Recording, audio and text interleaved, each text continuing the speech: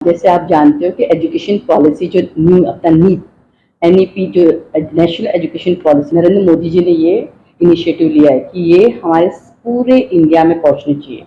तो national education policy में एक लाइफ स्किल भी एक पैरामीटर है जिसमें सारे एजुकेशनिस्ट ये फील करते हैं कि we have to go with the life skill policy. Okay, ये जो लाइफ स्किल पॉलिसी के जो यू कैन से मेंटोर हैं डॉक्टर स्वरूप संपत जी, वो अपने आप में बहुत सारी जगह करते हैं, बट मीरा भाई में फर्स्ट अपनी स्कूल है जहाँ ये लाइफ स्किल बिगिन किए। लाइफ स्किल डजंट मीन कि ओनली लाइफ रिलेटेड, ये है एजुकेशन पॉलिसी उस तरह से बनाए कि इमोशनली बच्चे लोग आज के जनरेशन में जो मीडिया से एक्सप्लोर हैं, नेट से एक्सप्लोर है, बहुत सारी चीज एक्सप्लोर है, तो ये काफ़ी पैरामीटर काफ़ी एरिया को कोर एरिया को ये लोग करते हैं, जैसे problem solving, critical thinking, self reflection और इंटरपर्सनल इमेज को, मतलब बहुत सारे एरिया है जहाँ बच्चे काफ़ी आगे आ सकते हैं।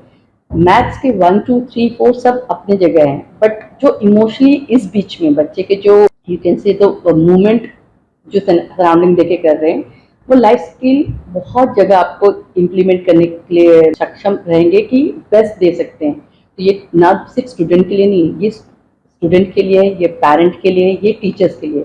टीचर अपनी बॉन्डिंग इमोशनली जो बच्चों के साथ क्रिएट कर सकते हैं, या तो फिर बच्चों और पेरेंट के बीच में, ये सारे पैरामीटर को कवर करने के लिए लाइफ स्किल आज के दौर में बहुत नेसेसरी है। तो आज का ये जो प्रोग्राम कर रहे हैं, ये वर्कशॉप है फॉर टीचर्स। तो टीचर ट्रेनिंग का प्रोग्राम है। टीचर्स अगर आप पूछेंगे तो प्री प्राइमरी से लेके, दैट मीन्स नर्सरी से लेके till 10th standard and above, तो सब टीचर्स के लिए है। हमारा नेशनल एजुकेशन पॉलिसी एनईपी 2020, उसमें ये कुछ लाइफ स्किल्स के बारे में लिखे हैं, जैसे कि problem solving, decision making, creative thinking, critical thinking, ये सब।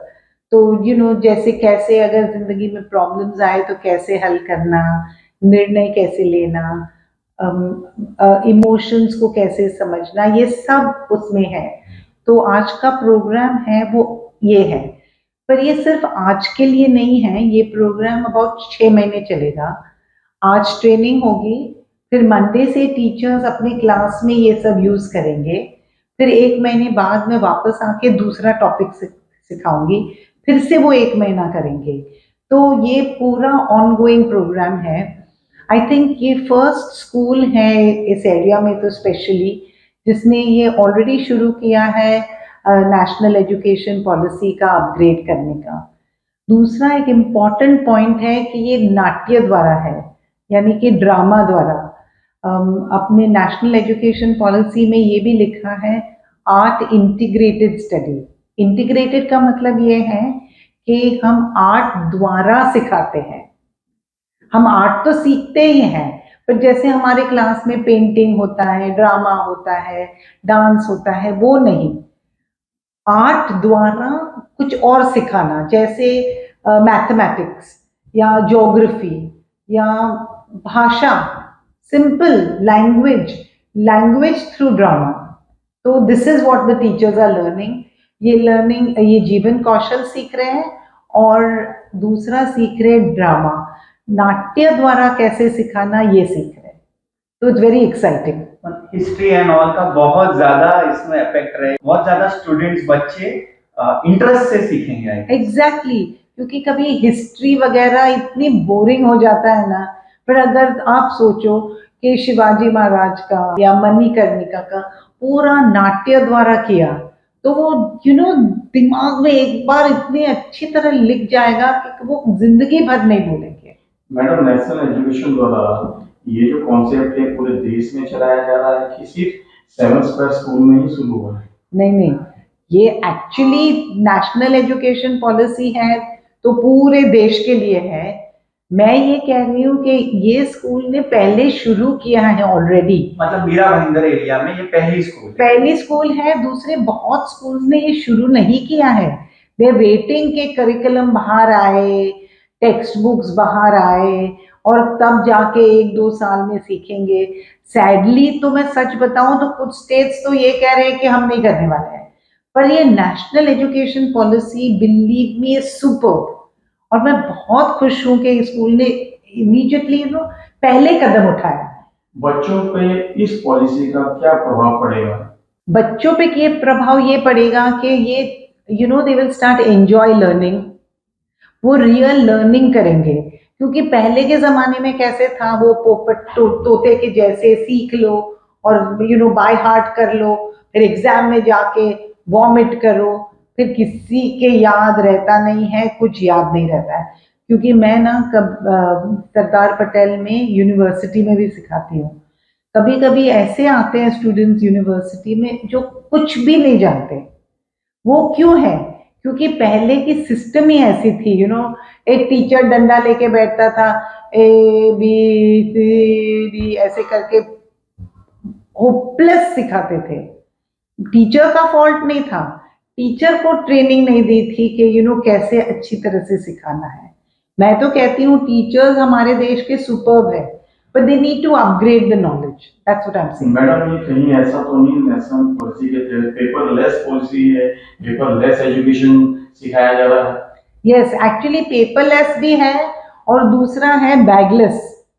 हम ये कोशिश कर रहे हैं कि बच्चों की बैग्स कम हैवी हो। तो there are different things, I am not saying कि ये एक ही चीज है। जैसे ये भी प्लान है कि 1 year 1 बुक, सब सब्जेक्ट्स एक बुक में आ जाए और वो बुक घर में रहे। स्कूल में आके तुम ये सीखो, घर जाके वो वर्कबुक कंप्लीट करो। और ये भी कोशिश है कि टीचर टेक्स्ट बुक को साइड में रखे और दिल से पढ़ाए। मतलब कि हम कह सकते हैं कि ये जो नेशनल एजुकेशन पॉलिसी है ये इस चीज पे फोकस कर रही है कि प्रैक्टिकली बच्चों को शिक्षा दी जाए। एक्चुअली प्रैक्टिकली दिखाओ, प्रैक्टिकली जब सीखेंगे तो वो बहुत सेंस भी होगा। जैसे अभी हमने यहाँ नहीं, एक अलग स्कूल में किया, सोप मेकिंग किया था। अभी सोप मेकिंग करना है तो केमिकल रिएक्शंस है, वेइंग करना है। So that is experience. तो जो एक्सपीरियंस से हम सीखते हैं वो कभी नहीं भूलते। तो this is what the national education policy से। आपका परिचय दीजिएगा मैडम। ओके, मैम पूछना भूलिएगा। नहीं, इट्स ओके। यस मैम, आपका परिचय डायरेक्ट दीजिए आपका परिचय। मेरा नाम स्वरूप संपत रावल है। आपने मुझे पहले जरूर देखा होगा, मैं ये जो इस जिंदगी में एक्ट कर रही थी कियन का एंड उरी में। पर मैं एक्चुअली टीचर हूँ। मैंने PhD किया है एजुकेशन में और मैं नेशनल एजुकेशन पॉलिसी के पॉलिसी पेपर्स लिखती हूँ और मैं नेशनल मिशन ऑफ मेंटरिंग में मेंटर हूँ।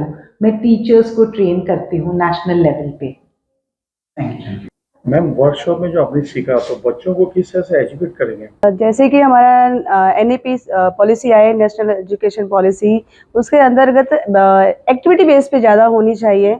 बच्चे जो है सिर्फ आप बुक्स लेके उसको पढ़ाना देन निकल जाना, बच्चों को आया नहीं आया, तो एक्टिविटी रहता है लर्निंग बाय डूइंग, मतलब कुछ करके सीखते रहते हैं। उसके दौरान जो है चीज़ें सीखते हैं तो बच्चों को ज़्यादा इंटरेस्ट आता है और चीज़ें सीखते हैं। मेरे ख्याल से यही होना चाहिए। पहले की पॉलिसी एजुकेशन और जो आपने अभी सीख रहे हैं, हाँ। दोनों में डिफरेंस कितना है? डिफरेंसेस ये है कि सर जैसे कि 1958 में जब आया था कि हर बच्चे को 3 भाषाएं आनी चाहिए, तो भाषाओं पे ज़्यादा जोर दिया जाता था, या फिर सब्जेक्ट में आपको इम्प्रूवमेंट क्या करना है वो दिया जाता था। लेकिन अभी कैसा है कि बच्चे को कैसे इंटरेस्ट लेके आए वो चीज़ें आ रही है।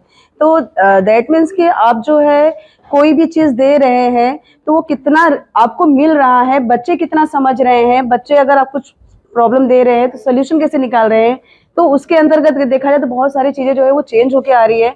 तो बच्चे जो है जब समझते हैं तो वो अच्छा करके दिखाते हैं, तो वो चीज़ें हमको समझ में आ रहा है कि नहीं, बच्चों हमने बताया है, बच्चे ने उतना सीखा है और बच्चे जो है उस अकॉर्डिंग काम कर रहे हैं, तो रिजल्ट दिखने को मिलता है, तो वो चीज़ें लगती है। आपको लगता है इस पॉलिसी से बच्चे ज़्यादा एजुकेट होंगे? हाँ सर, ये डेफिनेटली है कि इसके दौरान जो है बच्चे जो है बहुत ज़्यादा, बच्चों को अभी जैसे बुक्स लेके बहुत ज़्यादा पढ़ने में इंटरेस्ट नहीं, उनको लगता है कि कुछ ऐसा दे दिया जाए जिसकी वजह से वो काम उसमें करे, इन्वॉल्व हो और उसके बाद वो सीखे। क्योंकि बच्चों को सीखने के लिए आजकल सोर्सेज बहुत ज़्यादा हैं, बाहर निकल रहे हैं, यूट्यूब देख रहे हैं, या फिर बहुत सारे स्मार्ट बोर्ड पे बहुत सारी चीज़ें उनके पास सोर्सेज चीज़ें सीखने के लिए। लेकिन जब ये चीज़ें चलती हैं तो उनको लगता है कि हाँ ये चीज़ें हो रही है, तो बच्चे ज़्यादा इसमें इनकरेज हो जा रहे हैं।